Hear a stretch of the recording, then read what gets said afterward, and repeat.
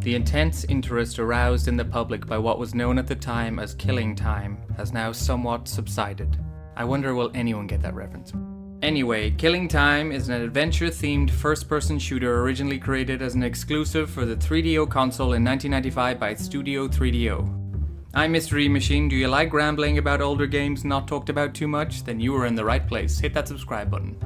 If you don't want to hear about the development, here is the timestamp to jump into the gameplay itself. No offense taken, some people just want to see the gameplay and might even mute me.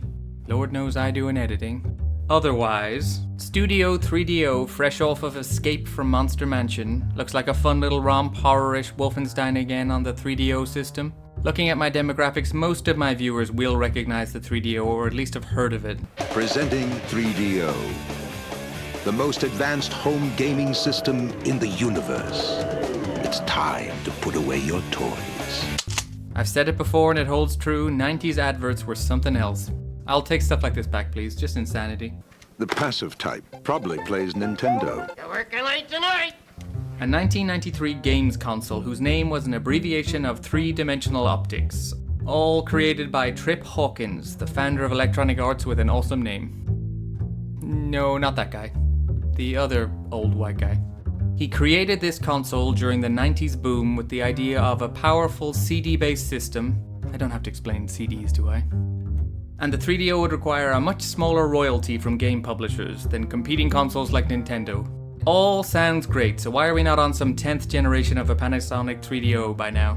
Because the price for this chunky device back in 1993 was the equivalent of over $1,500 dues nowadays. Yeah, the tariff prices nowadays aren't looking so bad, are they? I don't have a 3DO anyways, unless you guys want to drop a fat tip on this video. That is not going to happen any day soon. And sadly, no one in 1996 did either. The console was discontinued, despite being super innovative and putting out some of the first exclusive FPS games ever on consoles. Luckily for us, Killing Time was remade for Windows in 1996 by Logicware, a company who specialized in ports mainly, but have at least one original game under their belt in Defiance. In context, this game originally came out before Duke Nukem 3D, although the Windows version had its original map completely remade, and this is a remaster anyway. Yep. Ah yes, Night Dive Studios, the Washington company known for obtaining rights to abandonware games and updating them to operate on modern computers. They do such good stuff. Quake, Power Slave, Doom, Dark Forces, these guys, mwah. And of course, just last year in 2024, they released Killing Time Resurrected, moving everything over to their proprietary Kex engine. Lighting, mouse look added, all stuff we want. Look at this guy, what is this guy? Who knows? I think that's enough backstory for now. Let's boot this remaster of a somewhat forgotten horror-themed shooter from 1996 up and see what time it is. Because the time is, it's killing time.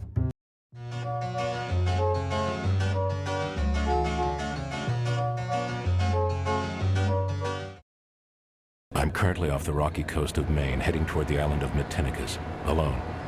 My Egyptology professor, Dr. Hargrove, was always recounting his trips to northern Africa in the 1930s and his search for a mystical water clock from the dynasty of the Pharaoh Ramses. I notice we're in Maine. Is this Stephen King connected?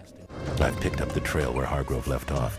It has led me to Heiress Tess Conway's island estate. It has been deserted for decades. Tess and her society friends disappeared in 1932 on the night of the summer solstice. We are indeed somewhere off the coast of Maine, but this is more F. Scott Fitzgerald than Stephen King. All of society's grandest bumping shoulders at grand parties, all in the lavish estate of the wealthy heiress named Tess Conway. The one in the thumbnail who will pop up all over the place, and I mean that quite literally. So Tess and all her similarly eccentric society friends have disappeared sometime around the night of 1932, at one of the grand parties Tess famously threw. Thus sets the grounding for our adventure as we arrive via 1930s sailorboat and get snooping. When you jump into Killing Time, a lot stands out to you. That ethereal soundtrack in the background.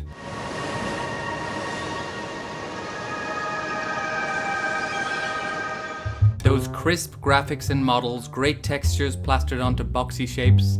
The centered gun like in Doom, yup, this is a boomer shooter. And we haven't even gotten to the gameplay and enemies. Let's explore our port of entry, maybe switch to the older graphics to showcase the work Night Dive have done. I'll do this again at the end, but I'm sticking to the high-res textures from now on, just personal preference. Blue orbs, these, I'll get to these later. Help me. In the first building, an ominous spectral voice pleads help. Walk close and we get an FMV sequence played out in real time. I'm gonna need you down at the dock tonight. We're expecting another shipment of arms. Well, boss, where am I gonna put all this stuff? I mean, the storage room is almost full. I can't even walk in there. These are all over the game. Sadly, you don't get them in order, just whatever you stumble across. You can choose to seek them all out or ignore them and just shoot stuff. Speaking of which...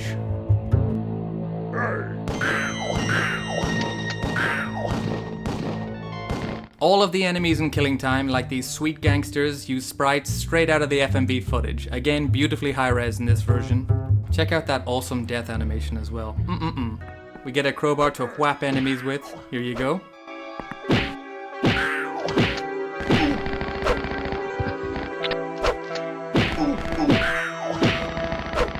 It's fine, but ammo is rarely an issue in this game, so no real need to go all Gordon Freeman. Oh, hello. Our next enemy are melting garden zombies, who have a phobia of stairs.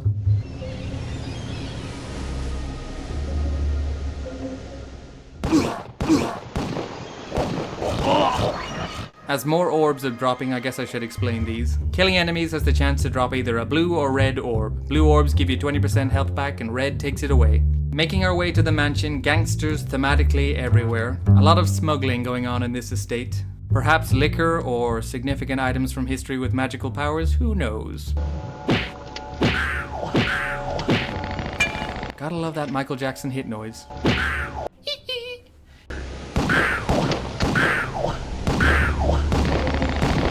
We have a shotgun now, absolutely the workhorse gun of the game. Gonna be in frequent use right up to the end like any good shotgun should.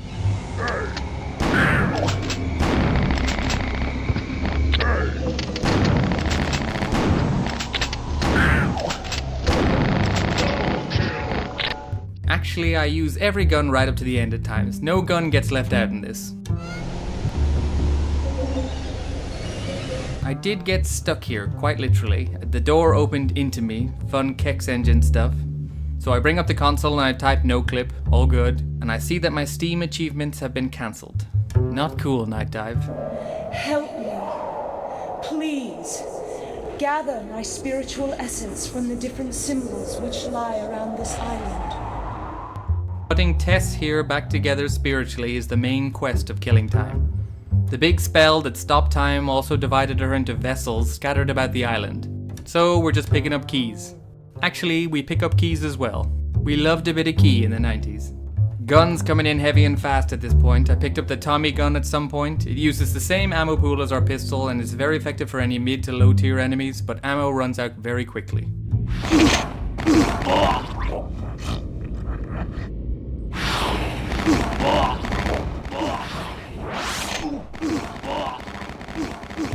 Speaking of weapons, the remastered Killing Time has all weapons that were exclusive to the 3DO or PC versions. Spared no expense. Let's enter the mansion. Invitation.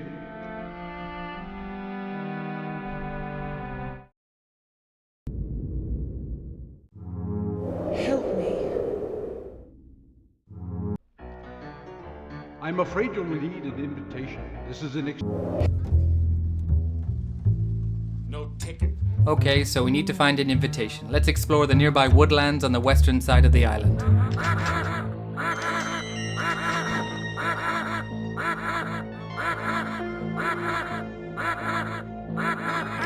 These bewildering ducks alert enemies nearby when they explode. I'm gonna be honest, I bet at this point, or even well before this, you know exactly if this game is for you. The weird stylized graphics, the center gun bobbing like a mad thing in the middle. I'll say it happily, I'm loving this so far. If you do like the look of this, I say go pick up the game right now. Of course, leave a like and subscribe, blah blah blah blah. Anyway, you saw hunters as enemies in the background, nothing crazy there in the woodlands.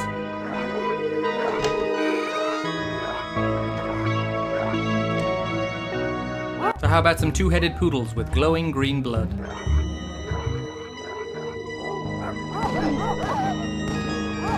I suddenly feel like watching The Thing. Is it the best horror of the 80s or of all time? Question of the day, what is your favorite horror film currently? We find power-ups here and there found around the island, like here with the Wrath of the Gods, which grants infinite ammo for 30 seconds.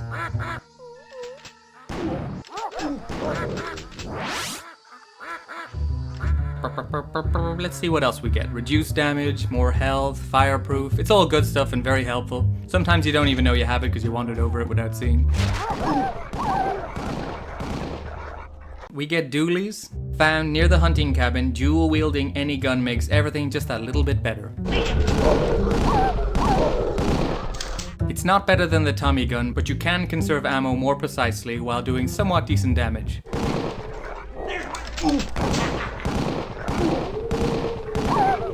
And you look frickin' cool.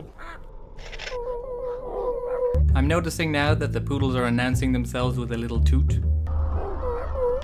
Farty poodles. Whereas you know a hunter's nearby because you hear. Sound bites get very repetitive, but that comes as a standard with any shooters. Enter a room and you get a heads up of what is incoming. Necessary game design.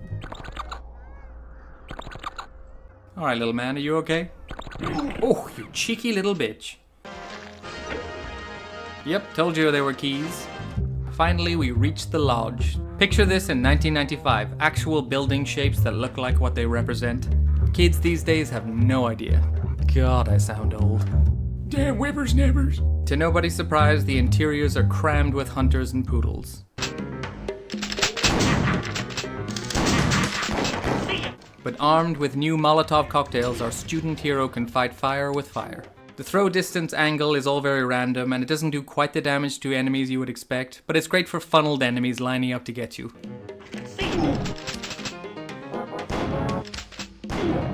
RSVP obtained, we can finally get into Tess's mansion. On our way back to there, we encounter wasps and zombies. Guessing what new enemies will show up is nigh on impossible in killing time, and I kinda love how random it all is. I kinda don't love how this enemy moves though. Stop zooming! Wasps go right to the top of annoying enemies. At least these guys are sitting back and waiting for me to do my thing. Bless you, Fester. Before we infiltrate the mansion, we should probably check out this nearby lighthouse. All the while, this beautiful tranquil tune chaperones us there.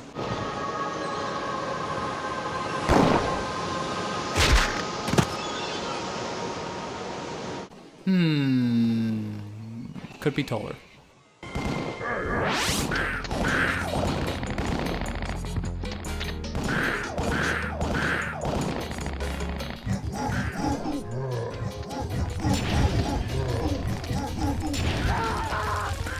Note to self, be more careful with fire in future, outside of games too. This is gonna be so sweet, the boss is gonna give me that promotion for sure now.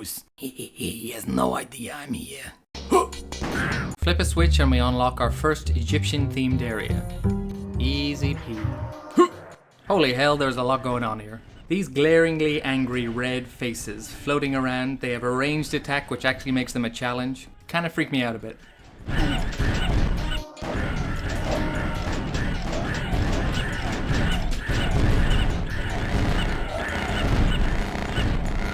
Tessa's spiritual ears are here in this vase, vessel. There are 10 in total, and once you find one, in your bottom right it shows it in the UI, or a wing emblem. Same goes for our keys in our bottom left. Not doing so hot there yet. Welcome to the Conway Estate. But that door goes outside. We learn more about our magical MacGuffin. The most remarkable thing about it is that it doesn't look like a clock at all. It's almost feminine in form. Its wide middle echoing a woman's hips. Alright, settle down there, Byron. Do you want a room alone with the Egyptian clock? Not every section is unlocked within the mansion for us yet, but there's plenty to explore and plenty of new characters in live cutscenes.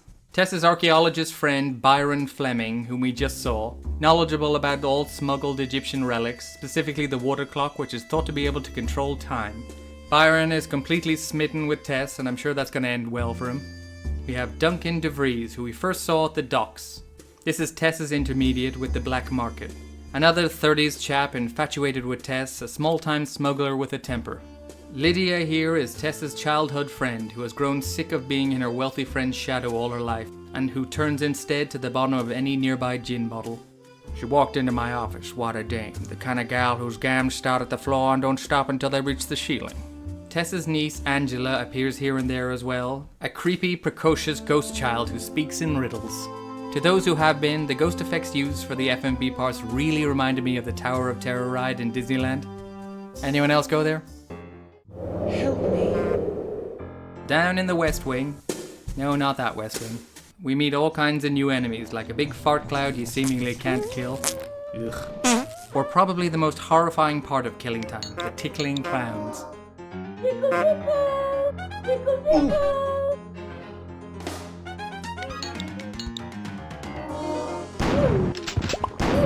That animation of the hands reaching out for a tickle is the stuff of nightmares.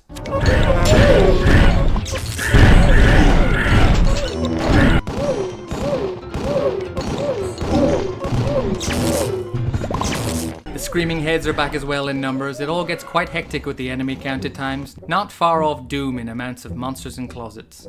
On the second floor we can find more new things. Our room is around here somewhere. I guess I'll ask the help for directions. What have we here? Portly maids and I don't know, straight up winged demons? Or dominatrices? It seems Tessa's tampering with the supernatural clock has released all kinds of ghosties and creepies on Matinicus.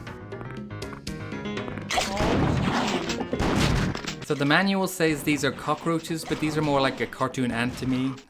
I half expect Woody Allen to voice them. Gee.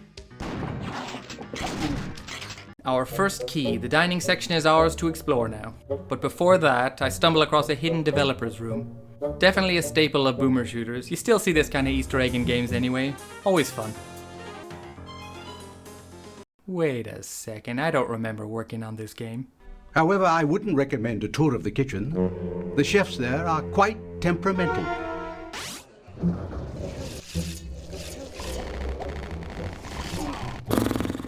Robert wasn't lying.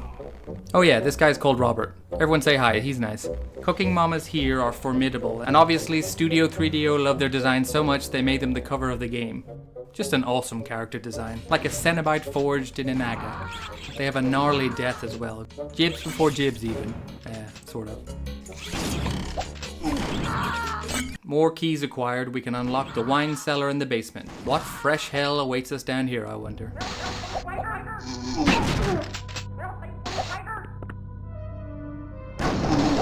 Liquor-flinging prohibition grannies. You can shoot their bottles which ignite, so you have to be real careful about proximity. Just look at that health bar drop. Fire will kill me more than anything else in this game. Oh, you stupid flaming bitches.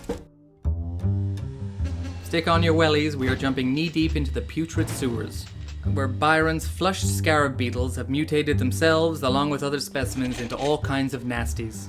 What the hell even is that? Rolling splurges of green gloop. I don't know what they are, but I hate them. They poop sludge at you and they take a decent amount of bullets to put down. Not a fan. Enemy projectiles fly very fast at you in Killing Time. Dodging is okay from a distance away, but in most scenarios you just have to accept getting hit. No, wait. Come back. This temple is known as the Temple of Isis. Isis is a revered goddess in ancient Egypt, but you know, words mean different things over time. I would say these floating Anubis heads are probably the weakest enemy in the game, taking far too much damage, and the design is fine but stands out amongst the rest as being a bit simplistic. On the other hand, oh my liege. Oh, you glorious gentlemen. You're damn right we have skeletons in this game.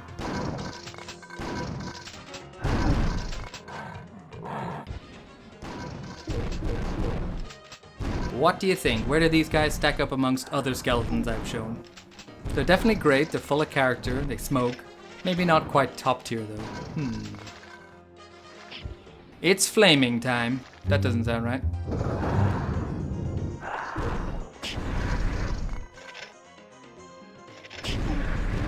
Ammo is scarce for now, but it's a great weapon. Fellas.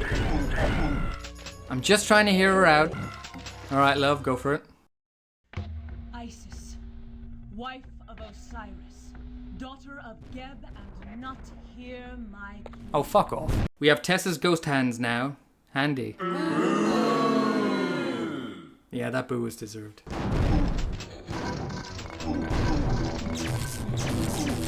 Let's hit up the east wing. This part of the mansion holds the library and the fire room. Putting smoking skeletons around books is never going to end well. The Egyptian water clock. What does it do? Well, under normal circumstances, it keeps track of time by regulating the flow of water to a series of uniform drops. You couldn't use it to make gin, could you? No. This clock is special. Within the inner library, we come across the gem-adorned door with a magical barrier. Definitely endgame stuff. And another vessel. What body part do we have now? Huh. Deep within the woods, a cave entrance previously locked is accessible now. Let's see, we have cockroaches, of course, sure. And these floating ghosts straight out of Shadow Warrior. The original, that is. Those new ones are fine enough, but they really lost the charm of the 90s game. Our final vessel from the western part. We have Tessa's mouth now.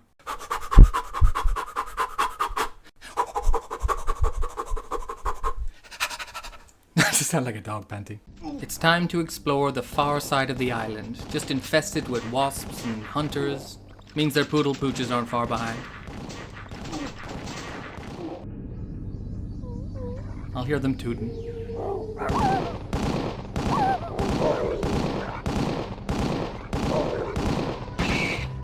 How about a quick break then? Everybody good for tea? Anyone want some coffee?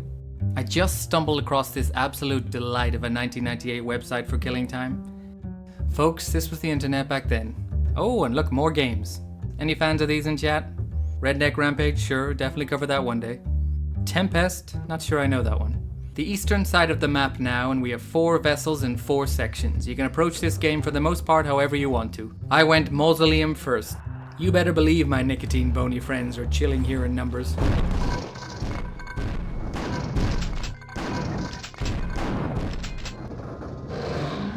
Pro strat here. Use a Molotov cocktail that has 0 effect on floating enemies purely for intimidation. Just a flex.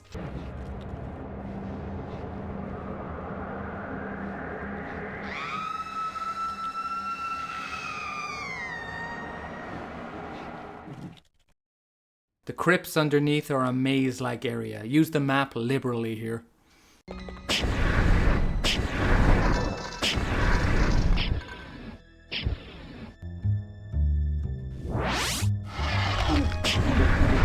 I was saving this weapon. Ammo drops so infrequently for it, but we've reached the limit, so let's see how the Ankh works.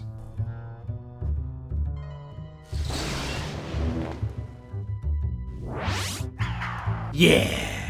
Fart Cloud has met his match. If there was a BFG in killing time, the Ankh would be it. 1 vessel down, onto the lookout tower, where we are greeted with a maid's fist right in the kisser. That flushing toilet noise. I was sort of relishing the idea of growing old with you. I've planned a grand party for tonight. You know, I don't think anyone understands me. Byron, my man, she's just not into you. Eternal Beauty is where it's at, you frickin' nerd. Did you know there were PlayStation and Sega Saturn ports of Killing Time never released? I wonder how big this could have been on a larger platform. Or on the Saturn. This is probably the best part of Killing Time.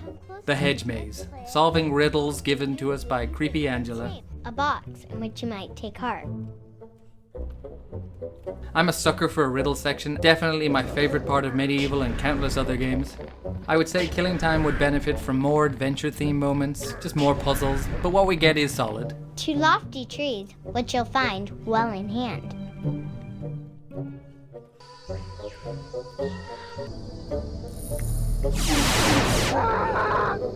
Ten riddles later, we get a vessel and we skidoo. Next up, the topiary. Not a whole lot to say here. Vessel, please.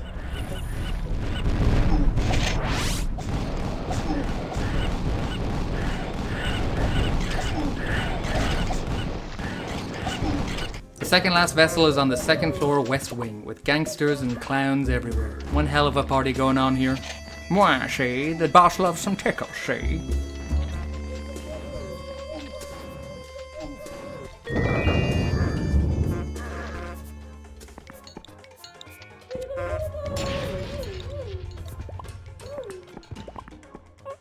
Where the hell is that last vessel?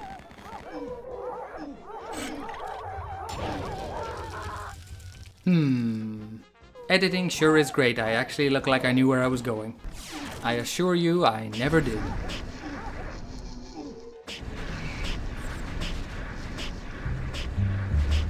Aha, side road off the topiary section, the Arboretum.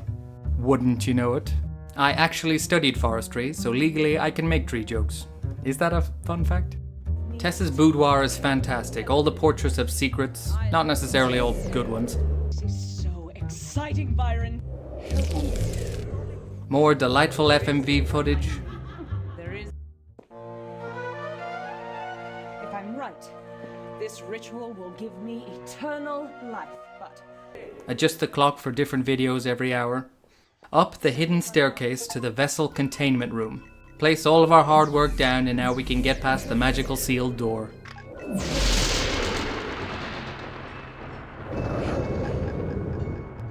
Tess Conway's spiritual attunement is complete.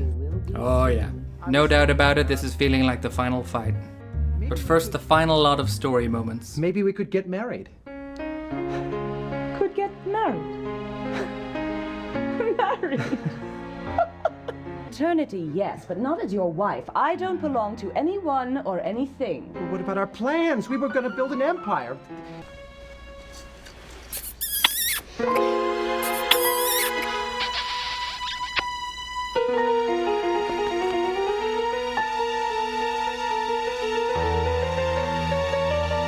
I place my last drop of life into this vessel. I never got bored of the in-game storytelling right up to the end. Poor Hunky Duncan was just a pawn to Tess. Living forever is the aim of the game here for her. And Duncan DeVries could not handle that. He ends up going a bit incel and stabs Tess. With her dying breath, she curses him to be possessed by the dark Egyptian deity Seth. Wait, Seth? I did not know about that. Not the most intimidating name. What is it? Ah! I am now the avatar of Set, ruler of the night. Your soul belongs to me. But I will say this is something of a glow-up. Love his design. Is that it? No. Nope, round 2, he's back. Buckle up, Seth.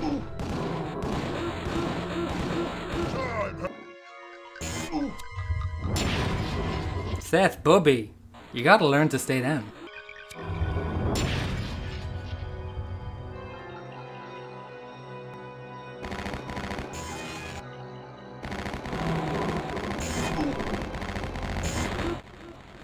What's going on here?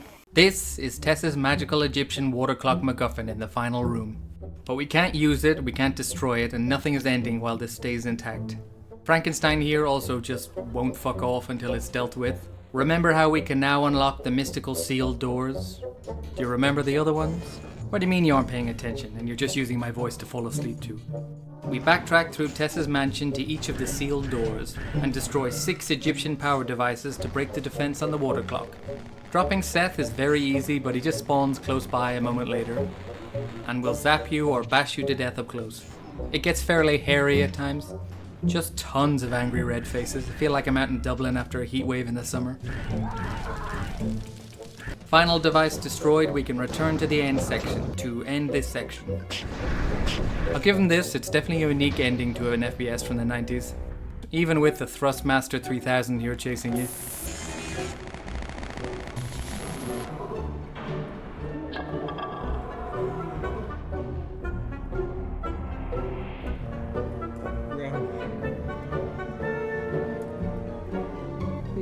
Duncan and Set have been defeated, my murder avenged. Now for your reward. You shall have the honor of staying with us on this island forever. Tess has tons of health, but you know me. I like to bring out the epic gamer strats at the end. When I'm cornered, I'm at my best, nothing but animal instincts.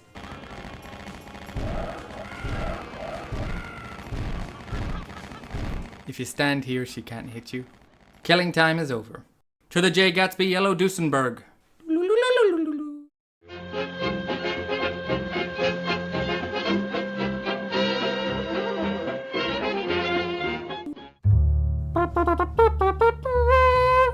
have to put a trumpet in.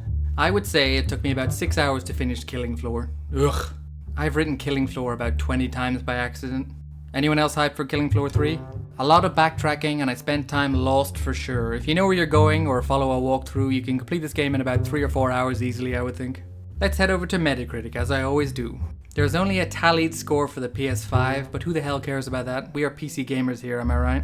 I wish I could afford a PS5. We have some PC reviews, luckily. Destructoid said this about Killing Time. This might be Night Dive's most important remaster. It was already great, but this remaster makes it easier to digest. It really brings out its highlights, allowing the whole thing to shine a lot brighter. If you've never explored Macheen Island, Killing Time Resurrected is easily the best way to do so, and it's high time you did. A resounding 85 out of 100 from Zoe Handley there. Their review is a pretty fantastic read, I'll drop it in the description. Shack News gave the game a 70 out of 100. Lucas White writing, "You won't be seeing Killing Time in any best of all time lists because it simply isn't that. It's rough around the edges, teetering on the bad end of schlocky, and the huge maps make finding your way around exhausting. But at the same time, being a 3DO game so fully committed to its air of FMV gimmicks and the overall strange vibes only a 90s shooter can provide makes this a perfect subject of earnest digital archaeology. Is Killing Time a banger? Nah, not really, but Killing Time Resurrected absolutely is. I'm loving both of these reviews for the most part, nailing certain thoughts I had swimming around in my head upon playing. Let's try breaking down my stupid brain rumblings into something a little more refined with the good and the bad. So the good. This game is so unique. Just one screenshot shows you that. I do love an artist just throwing their vision onto a project. In this case, a bizarre 90s FMV shooter. The guns are very solid. Sure, I want more, but I don't think the game gets enough credit for how satisfying the shooting is. No, it's not Doom, obviously. I can boot up Doom any time of the day or Quake and get a big old smile on my face. But I was never ever bored here. Really good gun models too. Just like the first point, the enemy roster being so stupidly diverse isn't the right word. Batshit insane. I love it. Feed me weird slop all day long. Same goes for the score as well, just weird and not always right or even good at times. But don't you dare change it. The setting is personally perfect for me. Plot me into an Agatha Christie and hand me a Tommy gun, thank you very much. The real-time FMV is so unique still. Ghost TikToks on demand. So what about the bad then? There are so much mazes and similar corridors, and it's not always entirely clear why you should be going anywhere you need to go. This adds up a lot and it can be frustrating. More guns, please. What's here is good, but in this era of shooters, this arsenal seems a little bit on the small side. And some of the real fun weaponry like the flamethrower or the Ankh just have too little ammunition drops. I definitely would have loved more adventure-themed sections, more riddles and scenarios to solve. It's probably pretty evident from that section that I loved a lot more about Killing Time than I disliked. Flat out, I had a blast playing this. It's been on my wishlist for years, along with Realms of the Haunting. Night Dive, pretty please. And in the end, it didn't disappoint at all, which I think is predominantly down to that defined style and direction the developers stuck with. I know some people watched a tiny bit of this playthrough and thought, what is this ugly shite? And honestly, in a way I get that. So I love the gameplay, I love the setting and the roster of enemies. Makes no sense, but it's kinda perfect for the game. And I even wandered away humming the score at times. It's maze-like and obtuse at times, but the fact that I now know the layout means I'm already planning my next playthrough. And let me tell you, most times after I finish one of these reviews, I am quite happy crossing that game title off replays for good. Killing Time scratches a cozy itch for me. It's never a great idea to call out a bigger YouTuber, but Accursed Farms first drew my attention to this game and their video is brilliant. Check it out if you haven't already, but also come back. As for me, this goes right on my list of comfy games I will boot up every year or two. You know the ones, a nice hug of a game to ease your troubles. Cheers everybody who made it this far into the video. I want to shout out those who've supported me on Ko-Fi. Peruru1231, Jonathan Stagnaro, Debbie, Hyena Beans, and Cavasomnia. You are all legends, thank you so much. If you want to send a tip or support me on Ko-Fi, it goes such a long way, there's the link. Otherwise, just watching this video, leaving a like, commenting all means a ton too. Let's be honest, the world kinda sucks now in a lot of ways. So if I caused even a second of taking people's mind off that crap, I've done my job. Hope everyone's doing well. Next video. The next video. I'm definitely torn between a few. Maybe some of them are playing behind me right now. Maybe I'll change my mind last minute. Who knows? Anyways, stay safe out there. I'm Mystery Machine and I'll catch you next time. Fuck off.